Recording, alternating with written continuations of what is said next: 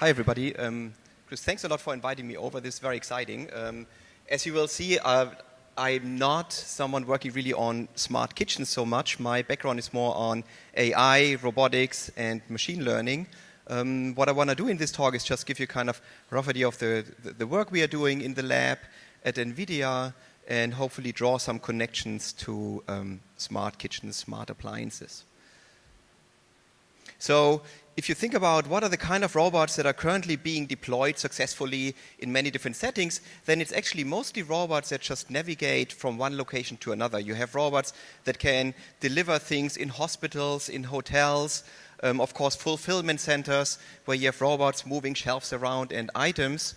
And if you see this really from a high-level perspective, then it's just really about moving from A to B without crashing into something. Right? So these robots really focus on staying away from things around them, because making contact with the environment typically means there's an accident going on.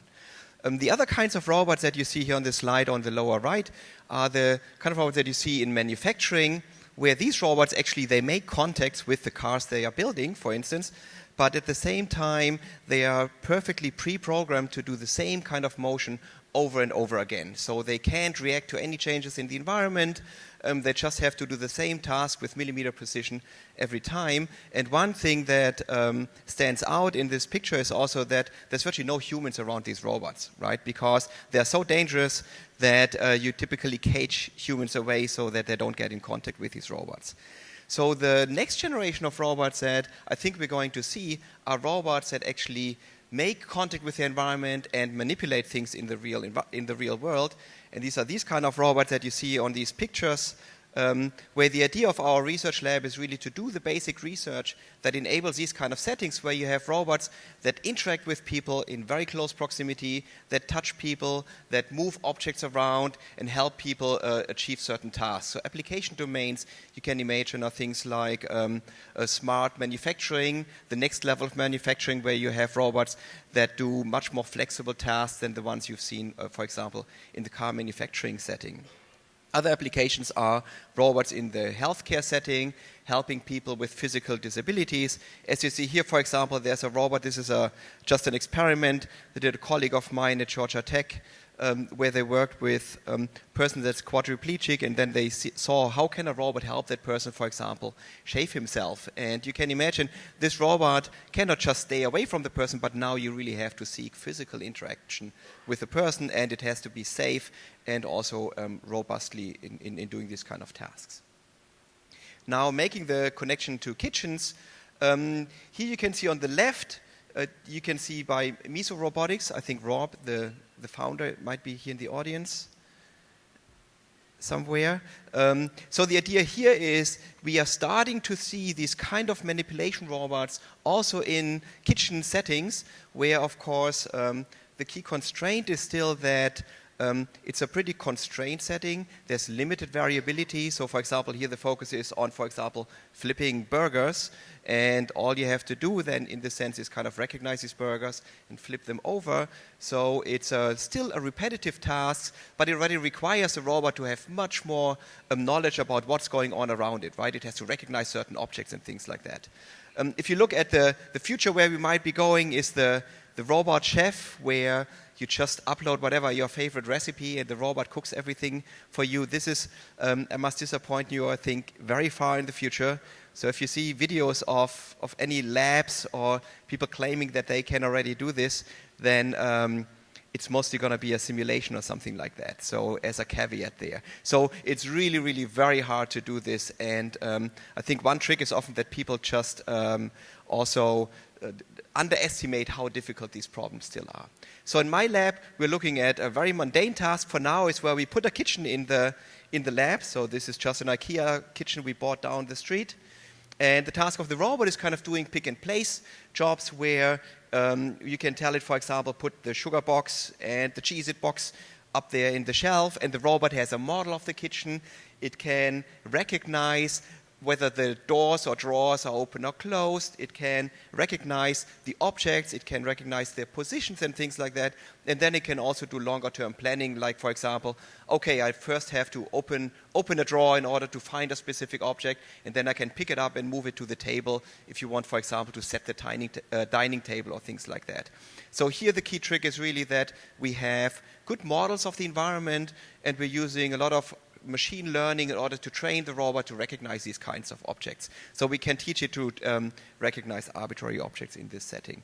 But again, this is just the beginning of this work, and ultimately we want to now extend this toward enabling these robots to interact with people and also manipulate more complex, unknown kinds of objects.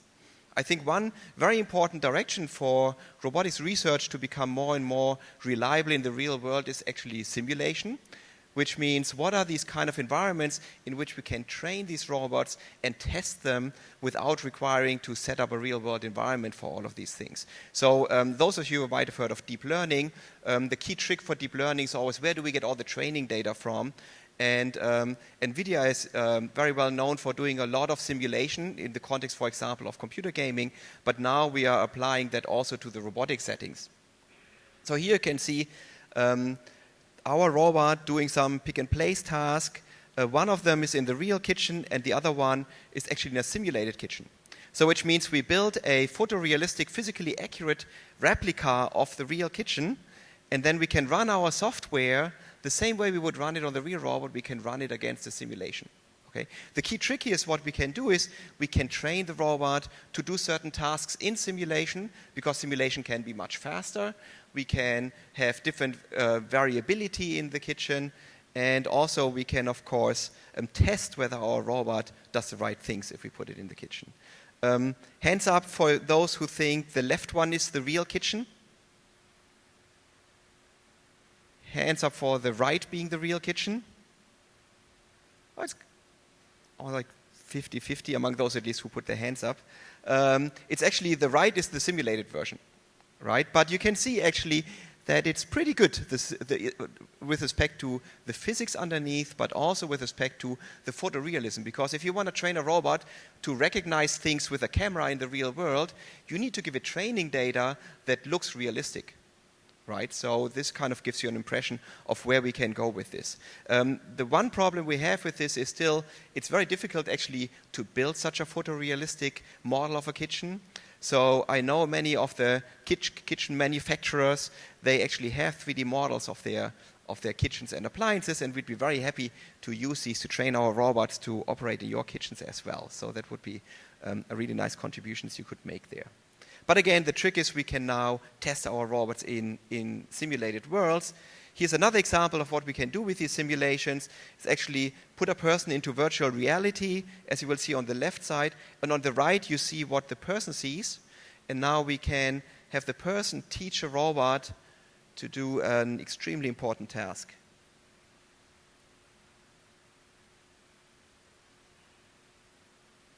So you might have guessed I'm from Germany originally, and it's Oktoberfest time, so making pretzels is crucial.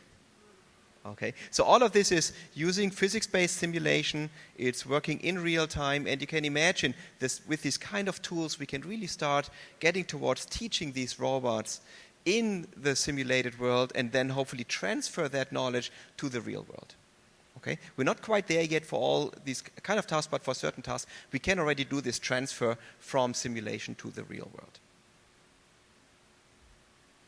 And with that, I'll give you one more example of the different kind of simulation tools we have.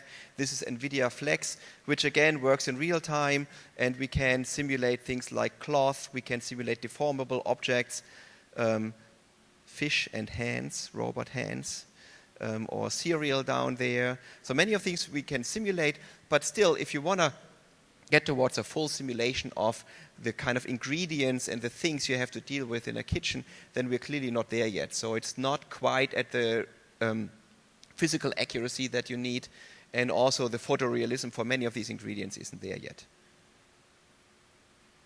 So again, if you have good simulators or good 3D models of things, we would be happy to incorporate that into our simulation tools. And with that, I'll come to an end, where on the one hand side, I think robots are really getting better and better at working in less and less constrained environments by perceiving the world with cameras and different kinds of sensors, especially also, of course, depth cameras for those of you who know some of the more technical work here. But at the same time, it's still very limited, especially at the level of putting a robot into someone's home kitchen and just let it do its cooking work. We're still pretty far away from that, actually. I think pick-and-place tasks we can already do pretty robustly, even in relatively open-ended environments. And you can imagine in many settings, for example, helping elderly people, helping people with disabilities, this might be really, really helpful, for example, to cook a prepared meal in a microwave or something like that. The questions for you here who are the experts in this field, of course, is how can we make the life easier for our robots, right? It's very difficult, for example, to pick certain things up, or if the kitchen, the door of a cabinet doesn't have a handle, some of the modern kitchens don't have that anymore, then it's actually pretty tricky for the robot to open this. So the question is, how can we design smart appliances that the robot can just communicate with wirelessly and tell the microwave, okay, it should open, and then it should pop open, and then kind of just wirelessly tell it which program it should run and things like that. So many opportunities, I think, for designing appliances and furniture and utensils, things like that for the kitchen that make the life of robots much easier. At the same time, also again, for the simulation tools, having more and more assets that represents these kind of kitchen environments that we can use in our simulation will be extremely helpful. And I think, again, why I'm of course excited to be at Nvidia with this whole work is because I think that the kind of tools that Nvidia is developing, many of you might have heard of Nvidia just as kind of a GPU gaming company, but now with deep learning, machine learning, computer vision and perception becoming more and more important, and GPUs being so well suited for that, of course, this is going to be extremely important direction for Nvidia to move into. Thank you very much.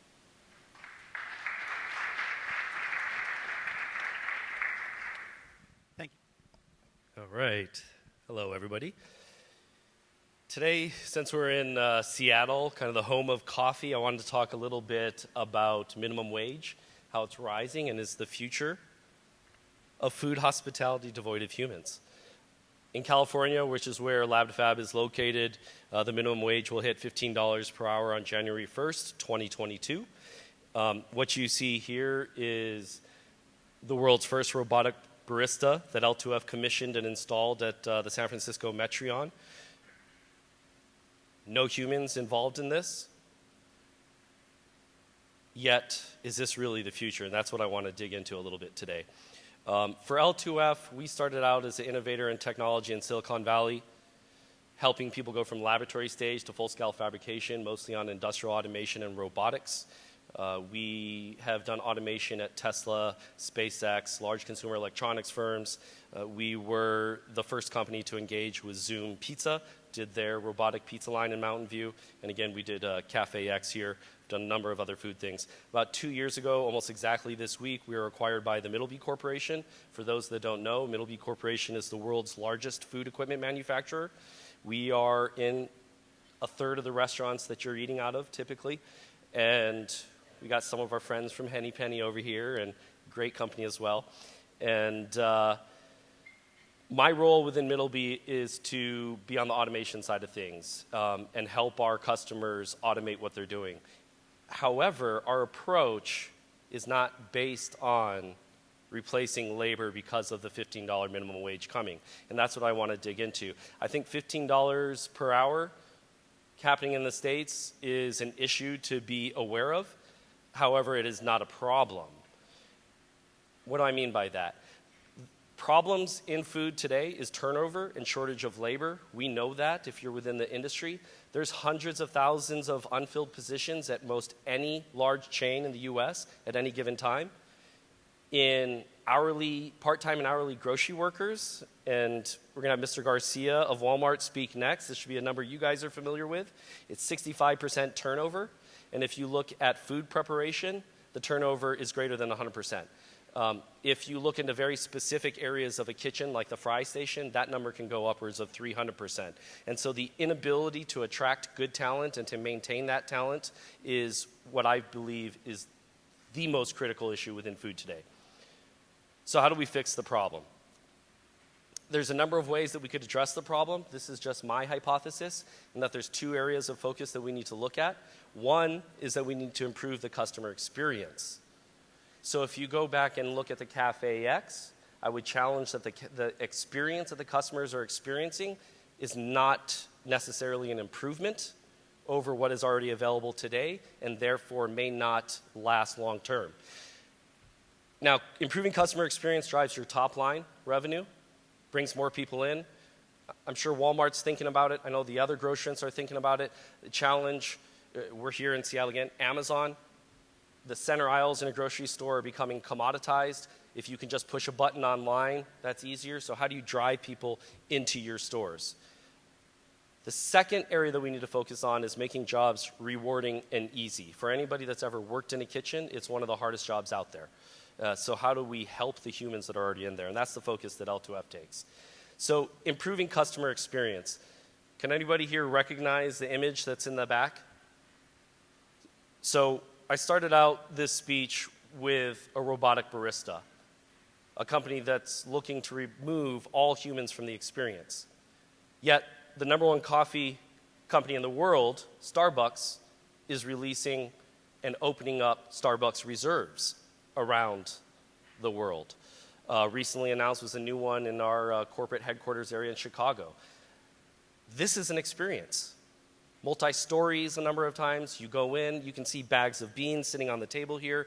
It attracts visitors into the location so that they can actually see how the food is prepped, see what all the excellence that goes into coffee making are for a Starbucks customer.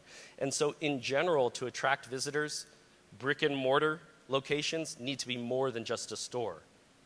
They have to be a culinary destination. It means that if you walk into a supermarket in the future, you should expect to see people teaching you how to make the food that you're then going to prep at home. So let me go into that a little bit. If we just talk about technology available today, again, Middleby Corporation is the world's largest food equipment manufacturer. You see a number of our equipment in the back. TurboChef, which is that red oven, combines microwave technology with impinged air technology. It's called a speed oven. Every Starbucks in the world that you go into, you'll see this. Peet's Coffee, pretty much most of the coffee houses. Great way to cook and something quick and easy. Recently, Middleby acquired a company out of the Pacific Northwest here called Evo. Evo has ventless technology for downdrafting. So imagine now that you can be in a supermarket and you can have someone cooking on a flat top, and it's right there in the middle aisle. Downdrafting all the smoke and everything else below into filtration. No more need for vents. For those that are familiar with building up a restaurant or a kitchen, vents will cost you about $1,000 per foot that you need to build it. So it's extremely costly, and once you build it, you don't move it.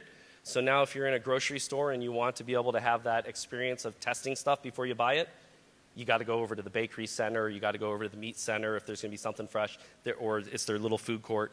The future will be that you'll walk around the store and get experiences. So there's high-speed cooking technology. And then smart and easy to use equipment. That's a large focus for the Middleby Corporation right now. If you look at our TurboChef ovens, they're complex devices where we will work with chefs to create their menus. We're working to make everything that we have smart and easy to use. Going into making jobs rewarding and easy. This is a picture, took these from Yelp.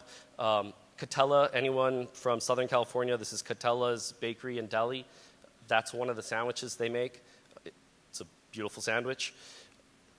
They've been around since 1955. Sam and Shirley Catella started the company. Family recipes, super popular. This is the experience that people want when they go into a grocery store or go into different food places. I want something custom. I want something that's delicious. That sandwich is really hard to duplicate fast and consistently every time. And so if you're working at a store or a restaurant and you're tasked with making this sandwich and you don't make it right, you're in trouble, or you don't make it on time, you're in trouble.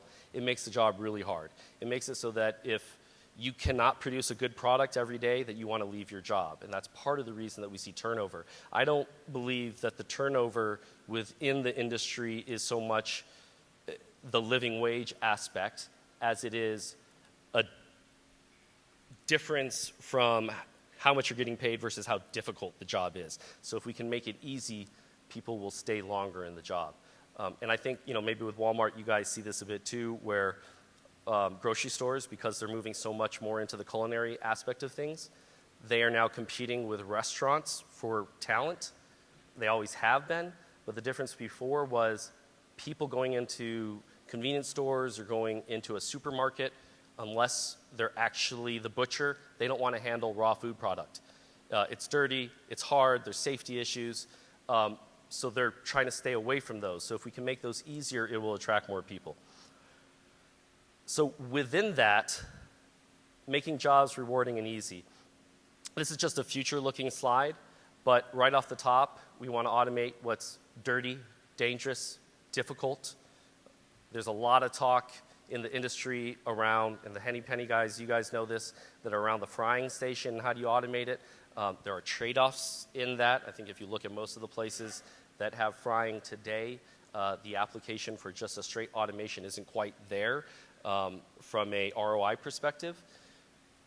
But we do have to automate those because that will allow our customers to retain the talent long term and to nurture the talent. At L2F, we recently released an augmented reality prep table that allows someone making a sandwich to have the instructions projected right down in front of them. So as opposed to having to look up every time and understand what the order is. And this has gotten really difficult in kitchens because everybody wants customization. And our engineering manager happened to work at Roundtable when he was putting himself through college. And he said that every time a custom order came in for the combo pizza, he never got it right. He just made the combo exactly the same. Then the ticket's like, oh, I got to pull the sausage off. Really, really common within food. So the AR aspect that we're doing to help make it easy for the humans so that our customers can retain talent, nurture talent, increase their bottom line while focusing on technology that allows for a better culinary experience, which then enhances the top line. And then the last piece of it is intelligent inventory monitoring and control. And food industry in general, there's a lack of this aspect of technology. If you look at the grocerants today, inventory is typically done by hand at the end of a shift. You have no idea throughout the day on what inventory looks like. You have no idea if the bakery took 2 jars of jam and made some sweets out of it. And so you're constantly slightly off on inventory. And you're working in an industry where profit margins are relatively slim. Every penny counts. So I'm going to end my session here of just focused on the minimum wage. And I'm asking everyone to embrace the higher wages because it's good for all. What it's going to do is allow you to retain better talent, allow you to train them up. And we do need to create that living wage for the people that are working in a really, really tough job. Thank you.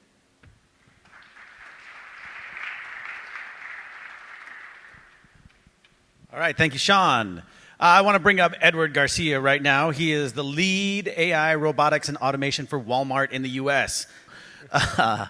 All right, so, well, nothing's going on with you guys in robots, right? Nothing at all. You guys are just like, we're not going to use them. No, this has been a big year for you, right, for robots. You started, why don't you walk us through what you guys are doing with robotics, especially because you made announcements earlier this year that they're going into like 1,500 locations. So that's a lot. What kind of robots is Walmart using right now? Yeah, sure. So I think before we get into the robots, I kind of want to go through the why. Running a Walmart store actually isn't that difficult. I'm an operator at heart and through trade. I'm not really a robotics or in the tech space until just recently. But when you look at Walmart's problem, and I appreciate you for setting me up so well, how do we make work easier in the store? Receiving merchandise out the back door, getting it onto the shelves, checking it out at the front end usually isn't that difficult or challenging to do. With Walmart, our concern is the scale and the volume that we do is just really, really large. So what we've done is we've looked at the tedious and difficult jobs that are within our stores and thought about where we could use robots to help remove the mundane.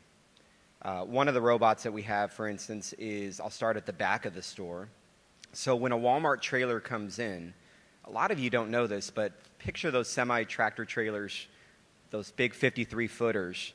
Our product is in those trailers, case by case, from floor to ceiling, all the way from the front to the back. There's very few pallets in that truck. So when the associates open the door, it's just a wall of freight. And we had these manual conveyor belts that associates would have to gather around, about 8 or 9 associates, and take about 3 hours to manually sort that trailer and put them into the various departments that they need to go into, because every department was mixed. So there's a certain skill that they have to have. The boxes are heavy. It takes a long time. So what we did is we looked into a robot solution that we call the Fast Unloader, which is flexible automated sorter technology. And what it essentially is a scanning machine that has autonomous rollers and sorting capability as items are coming down off the truck. So we do have to have an associate in the truck that puts the items on the rollers, but now they go through the scanner and the system automatically diverts it to the channels that they need to go to. Because that was, you said 8 people originally, 3 hours, Correct. 1 truck. Correct. Now it's 4 people, because you still have to take the items into the lanes and put them on the carts. It's 4 people, about hour and 45 minutes, 2 hours. Okay. Which at our scale times Right. X amount of stores times the X amount of days, it's a big deal. Right, and then what are the other 4 people able to do at that point? Yeah, so what we've done is, and I'll talk about one of our other robots, but one of the lanes separates all of our out-of-stocks. So we know from our perpetual inventory system what we're out of on the floor. So ahead of time, we can tell the machine, hey, sort these items to a specific lane. So now all of these associates can actually stock, rather than spending so much time sorting, they can go out and stock the freight right away, which is boosting our in-stock in the evenings. Gotcha. So that's in the back of the house. Then you move into the store itself, and you've got a couple of robots that are roaming the aisles at various times of the day. We do. I'll start with AutoS, which is our autonomous scanner. So there's about 120,000 SKUs in a Walmart supercenter. And the task of scanning all of our out-of-stocks and identifying our plugged items that are in the wrong place, is extremely mundane and very, very challenging. It takes a department manager a long time to go through every single aisle, navigating customers and scanning items. The AutoS robot is a robot that basically has a long arm, and it walks up and down rocks. It strolls up and down our counters, and basically with some really cool, nifty cameras, is taking images, scanning, using our data file, and knowing exactly what items are out of stock, what items are low, what items are on our top shelf, and what items are in the wrong place, and what labels are missing. And are those just going all day long, all throughout the entire, so from the store open to the store closed, just a robot silently? I wish we could get them to go all day long, but they actually are on a rotation schedule. So usually they run about 2 to 3 times a day, usually in the overnight hours when we don't have as much traffic. They do run during the opening hours of the store as well when customers are around. They follow a predetermined route, and if a customer gets in the way, it pauses, waits for them to leave, and then finishes the route. But that data is really important because we can feed through an API the data that the machine has seen to that fast unloader that I just explained to signify, hey, this is an out of stock that we need to get to the shelf as soon as possible. Right. Now, the shelf robot, that's Bossa Nova Yep. Robotics.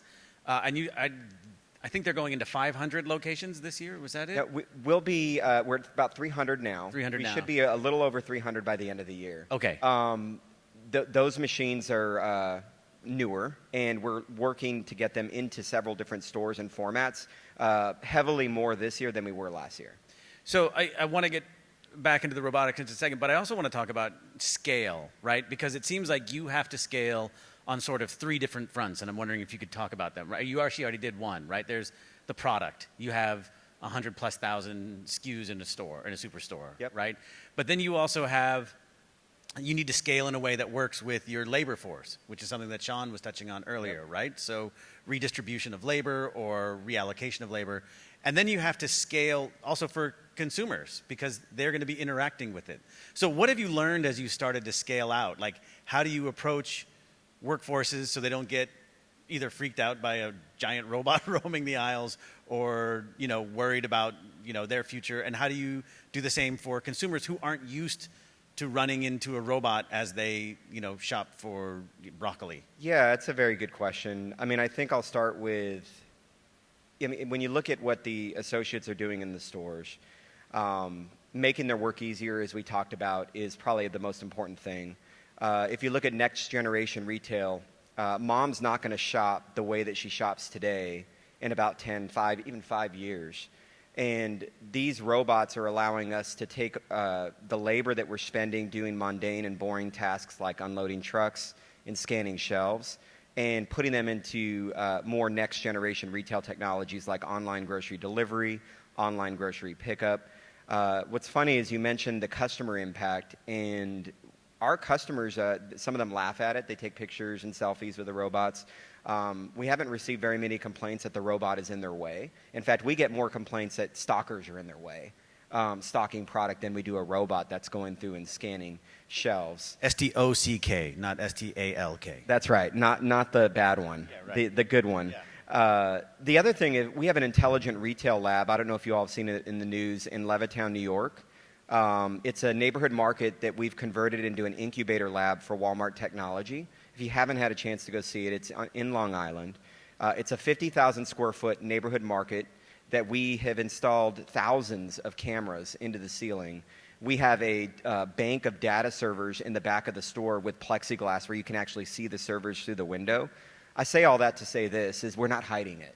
So we want the public and we want our consumers to understand that Walmart is obviously a food retailer and a general merchandise retailer investing in technology, but mainly so that we can deliver to their expectations.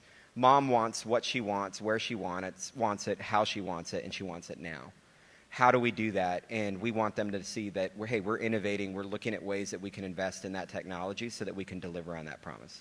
So that actually brings me to another question, which is, are robots then just a stopgap measure? So are robots good for the next 5 or so years, but then you'll have cameras who can keep, so in terms of inventory, right? Like a shelf scanning bot can go up and down the aisles, but that's still, by the time it gets from the produce aisle to the ice cream aisle, people will have taken things and put things back, right? Whereas thousands of cameras mounted in the ceiling will be able to see in real time, all the time, what's missing. So are robots just sort of a stopgap until you get to that point? And I guess I'm just wondering also just in terms of cost, not knowing how much an individual Bossa Nova robot costs, and you don't need to divulge that, but just like, is it cheaper to put in 1,000 of small, like cell phone-sized cameras, or to have a robot up and running and maintaining it? Yeah, I think it's a really good question. When we approach technology, you mentioned a stopgap, but I think the way I like to explain it is we reserve the right to get better. So we start off with technologies that are available today, and inevitably, in fact, we've had like 3 versions of the Bossa Nova robot. We've had 3 versions of the fast unloader in the back room, each of them doing different things. As we move through the problems that we're trying to solve for, and we identify new problems and new directions that we want to head, it's very possible that some of the machines that we're using today we will no longer use. And there will be either a new robot or a new process or a new camera that is much more efficient. As we're testing and learning and going through this process, we are identifying which robots are good for right now and already working on our next steps. As we scale out, I think the most challenging thing of scale out is when you're as big as Walmart, if we make a mistake, it's much more impactful.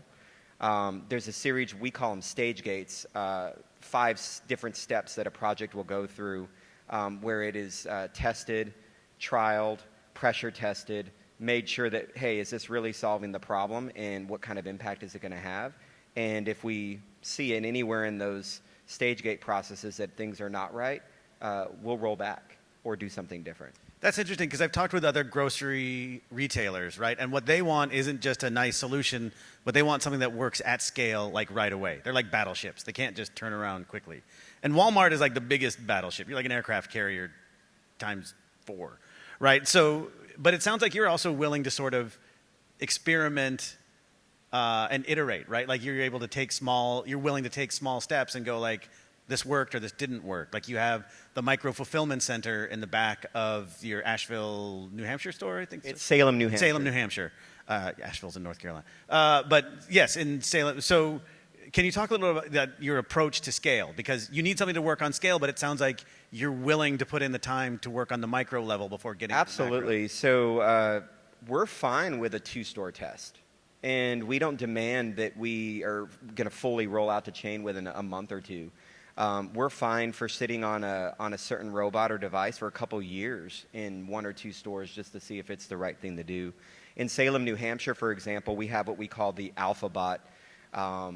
Fancy name for a racking system that supports ambient, refrigerated, and frozen food in the back of a Walmart. So we basically knocked out of a wall in a Walmart supercenter, built a huge warehouse, put in this automated machine that has compartments and layers and refrigerated freezers and ambient zones, and stocked it with a bunch of merchandise. So thousands of SKUs go into this robot. And the reason why we're doing the AlphaBot is we're starting to think of how can we fulfill online grocery orders without having to deplete stock from the shelf. So, and because it's so large, this one robot in this one store can support a market of stores or an area of stores rather than just the one store. Because in our online grocery setup today, each individual Walmart store that you pick up your groceries in is fulfilling those orders right there from that store. If we could leverage this AlphaBot technology, we can support several stores with this one bot.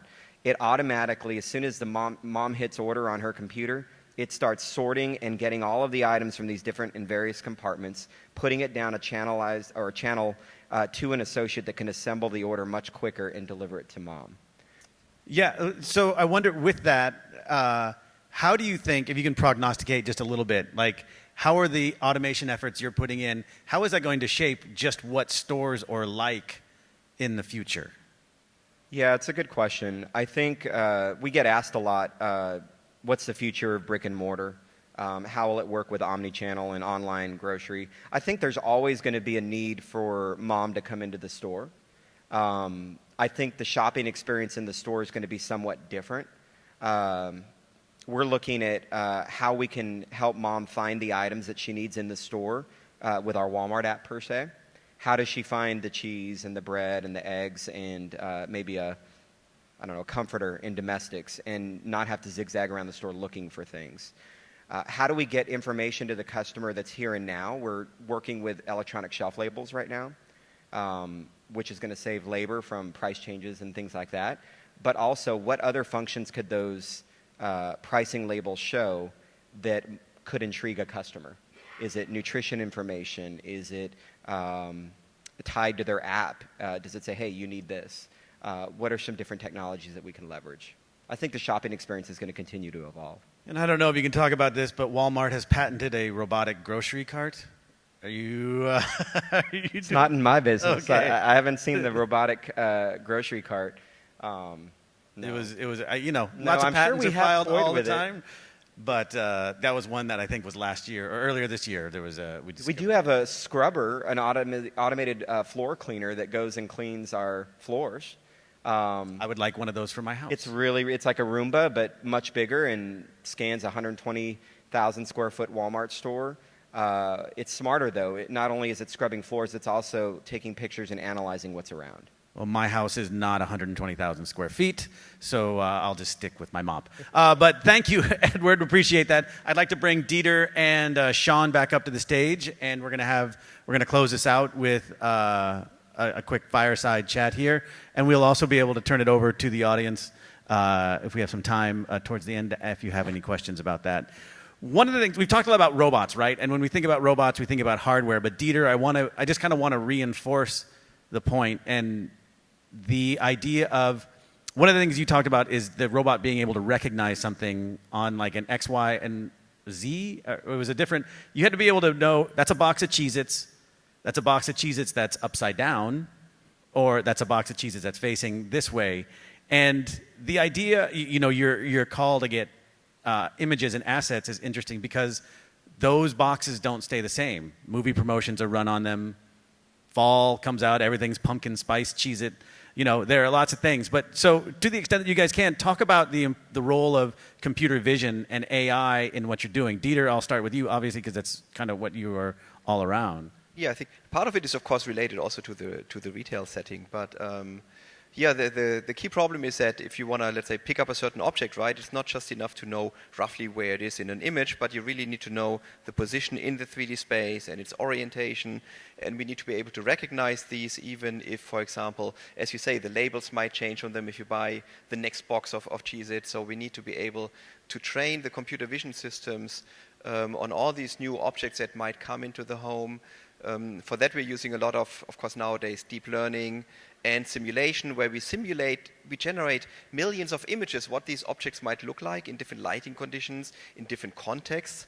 And then these deep neural networks are actually becoming pretty robust in detecting these objects. It gets very tricky if you want to now reason about things like salad, right? Again, it might be pretty easy to recognize that there's somewhere salad over here, but if you want to recognize it well enough so that you could pick it up and things like that, that is still actually a pretty open area of research. And I mean, those kinds of assets, you're creating, like the shelf scanning robot will be able to scan and get an image of what that looks like, but it only knows present to past. It doesn't know what's coming. How smart do you need to make those, and how much? Well, I guess your IRL store, right? That's what I was going to say. The intelligent retail lab that we have in Levittown, what we're looking at is just precisely what you just mentioned, is how do we identify what's on the shelf today?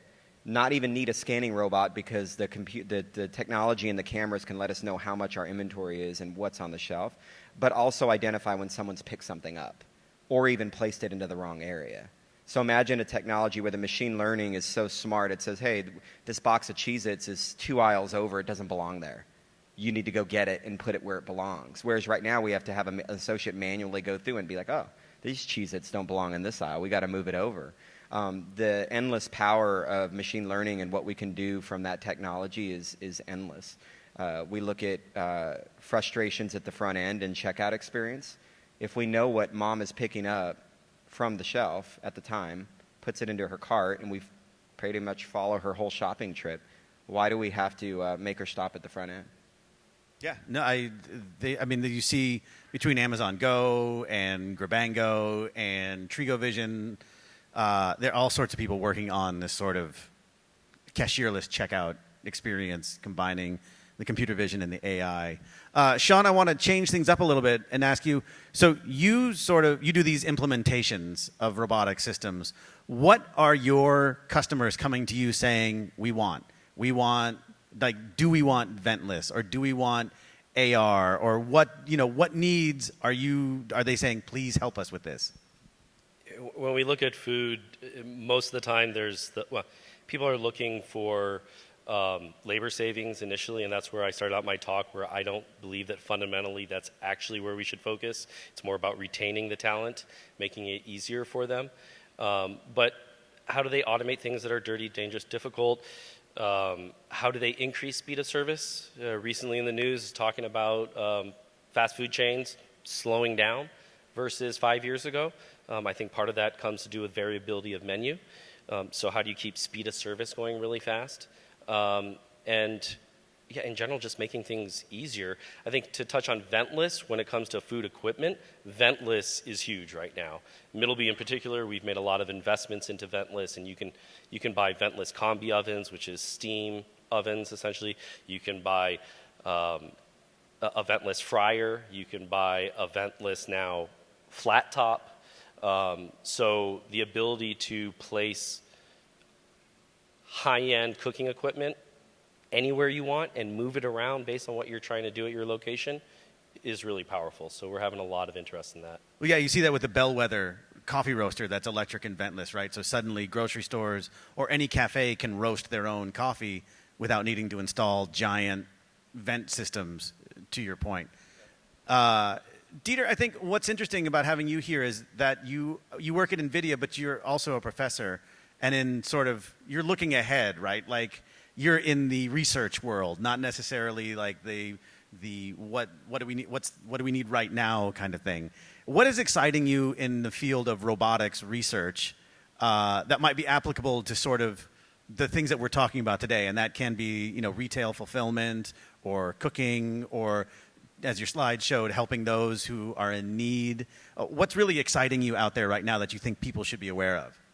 Yeah, I just think, and we've seen that before, I think the trend of using machine learning to get these robots to operate better and better over time, right? So, for example, in the home, we're not going to get to the level where you put your robot in a house and it immediately knows everything about the house and it can recognize all the objects. But I think what's important is that the robot can just go in and every day it should improve its operation, right? Like a week later, it should actually know most of the objects. It should know kind of what kind of plates you're using and things like that. And I think these new machine learning technologies really give us the tools and a handle on how we can do that.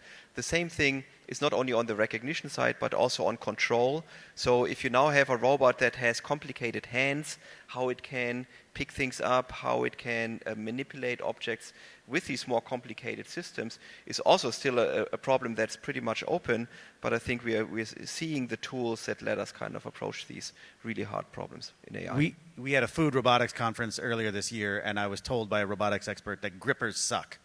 That all the manipulating... Absolutely. So if you ask, when they say, what do you want? We want to have good hands, robot hands, right? And for example, we have in the lab up there, we have one that has 4 fingers, and they're very impoverished with respect to the touch sensing.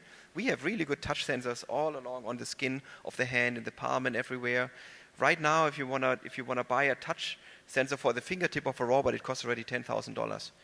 And they're not even working that well. So the question is, how can we get robots that have a real sensitive skin, which can enable them also to operate much more robustly? Yeah. So just to add to that a little bit, I think one of the issues with robotics and the industry in general is a misunderstanding of what it actually costs to fully get in. And if you talk to any of the major robot suppliers, most of your robots that would apply for these applications will run today anywhere from, on the very low end, $15,000 upwards to about $35,000. If you're getting a really high-end collaborative robot like the Motoman ones you showed up there, those can go even higher. Those typically aren't required. And that's just the robot. So then you throw in $10,000 for a gripper. Then you throw in your money for your power and your GUI and everything else, and it's an expensive system. In general, the rule of thumb I was using when we were designing for other people, today we're a product company, but when we were an engineering for hire company, I would tell people the best you're going to do is about $250,000 to do something new within automation. And people would say, well, I don't understand, the robot costs $25,000. Well, the robot doesn't come with a gripper, doesn't come with a program, anything else. And I think when you talk about program and commissioning, you have to do it today. Historically, you had to do it as a one-off for each project every time, and it's very time-consuming. The programming languages for robots is a different skill set than what you would see in, let's say, a full-stack type of, people that are doing, probably the engineers that you have are not programming in PLC code, right? So machine learning is a really key piece to the puzzle, and being able to develop systems that can teach themselves and get better themselves. And we are still very much in the early stages. What Dieter is doing is awesome. I happen to advise Dr. Peter Abil at UC Berkeley at Covariant. He's one of the world's experts on deep learning. And they're doing amazing stuff, but it's still at the very early stages. And like you said, pick and place that's kind of the area that most people are focused, because it's easier, but it's still hard precisely for what you said. The variability of product coming in changes all the time. Or if now you're dealing with product that is not firm or rigid, that becomes a problem.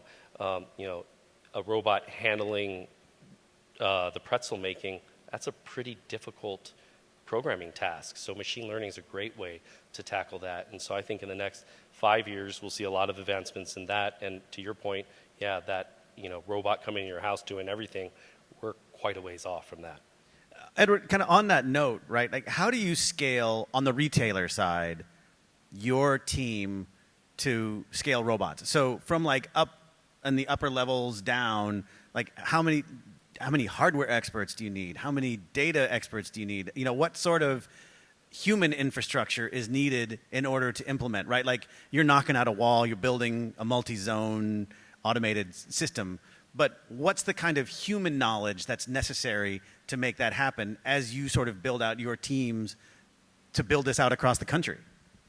Yeah, I mean, I think We definitely involve many, many folks. So when we have a new robot, we rely heavily on humans to figure out, one, I think we spend a lot of time in the first stage of a rollout before we even think about scaling anything out, just identifying the problem and the needs and identifying if this robot will indeed solve those things. We start there, and that involves a lot of research. That could be 2-3 years worth of time, just identifying a problem and identifying the root cause and whether this can solve it. Once we have an idea of a robot, we partner heavily, obviously, with the manufacturer. Oftentimes, they already have a good idea of what they think we need, and then through discussions and trials and pressure tests, we identify that that may not be what we need and we need more. Each of our robots, there's the hardware components of the robot that we obviously need people that understand how parts fit together, what the robot can and cannot do, the technical specifications of it. But the whole other realm that we also look at is data. So needing a group of folks to harvest all of the data that's coming from these robots and telemetry, how do we get that data and make the best use of it? We have a whole team at the office that are data analytics and monitor all of this telemetry data and robot data that's coming in from all of these items, for instance, for AutoS that they're scanning, to make business decisions. And then what we do is it goes a step up. We have all the data. It's in a data lake. Now we can take that data and apply artificial intelligence, machine learning, and go into the machine learning group that says, okay, now how do we make this data smarter? And how do we leverage that? And if you really look at the scale, it starts with an idea and a problem. Then it moves into building a machine and the hardware. Then it moves into the data collection, then the machine learning, and then we iterate from there. Okay. In our final minutes here, I want to know just what's one thing you want people to know about robots, whether it's from your experience with them or what you know about them or what you know is coming. If somebody's looking to implement robots, what's one thing you want them to know? Edward, I'll start with you and we'll just go down the road. Yeah, I think from a retailer perspective, we always get asked, robots are taking our jobs. I just have to address that. Yeah. Don't think that. So if you're a smaller retailer and you're looking at automated technology and robots, it's not so much that robots are taking jobs away. What they're doing is taking away mundane work, challenging work, tedious work, just work that you're doing repetitive over and over and over again that make people want to quit, where people don't want to come to work because they feel like a cog in a factory and they don't know what the end result is. Robots are a good thing. If you solve the right problem, and you're solving for the right problem, I think they could be a very good thing in the retail space. Excellent. Dieter? Yeah, I think robots have just a huge potential to improve our everyday life and help people in the elder care sector, healthcare sector. And I think people should just have in mind that it's not going to be very easy, but I think we're going to get there ultimately. So it's not happening in 2020? Not quite yet. Shawn, we'll end with you. What's the one thing you want people to know? I wanted to add on to what Edward said earlier about the data aspect of it. And for me, when I look at robots, it's all about the data that comes out of them. You don't get accurate data out of human laborers unless you stand there next to them with a paper and pencil and a stopwatch. And so what this allows is an ability to make improvements, continuous improvement. This is Kaizen from the Toyota way. And I think automation lends really well to that. And when you talk about the camera systems, things like this, it's going to give insights that they've never thought were capable, and it's going to allow Walmart to continuously improve their operations. One instantly I thought about is when you sometimes walk through the cold areas. I like to grill and smoke meats a lot. Sometimes you'll see like a meat product that's supposed to be over here, but it's over here now. Someone obviously picked it off the shelf, walked around a bit, saw something else they wanted, swapped it. How long was that in their cart? Did they walk around the store for an hour outside of cold storage? I never pick that meat product that's sitting in another one. That's something you guys could solve right off the bat. We know that you never picked that item. I did that one time, and you have to bring it up in front of the entire conference. This concludes our panel. Please, can we give a warm round of applause? It was great to have them here. Thank you, everybody. I think it's lunchtime.